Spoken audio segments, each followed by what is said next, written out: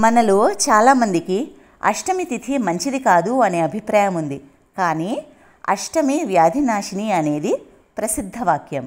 అంటే అష్టమి తిథి నాడు అనారోగ్యంతో ఉన్నవారు వైద్యుణ్ణి సంప్రదించినా, ఔషధాన్ని సేవించినా సత్వరం శుభ ఫలితం కలుగుతుంది అని చరక సంహితలో చెప్పబడింది.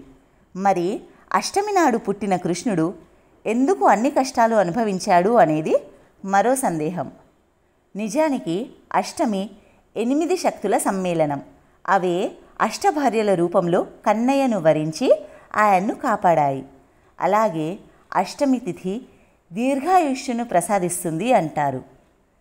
ఎందరు రాక్షసులు మట్టుబెట్టాలని చూసినా నల్లనయ్య ఆయు అష్టమి తిథి అంత గట్టిదైనందువల్లనే శ్రీహరి చిద్విలాసంగా ఉండగా వారంతా హరి అన్నారు.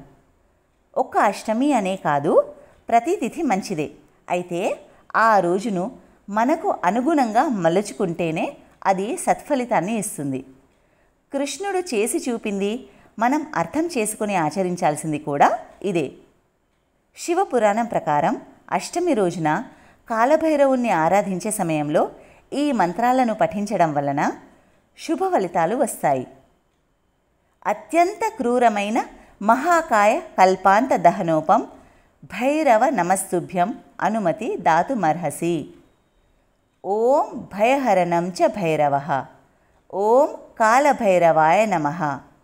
ఓం హ్రీం బాం బతుకాయ్ ఆపదుద్ధరణై కురు బతుకాయ్ హ్రీం. ఈ మంత్రాలను స్మరిస్తూ అష్టమి రోజున కాలభైరవుని విగ్రహం లేదా పటం ఎదుట దీపం వెలిగించాలి.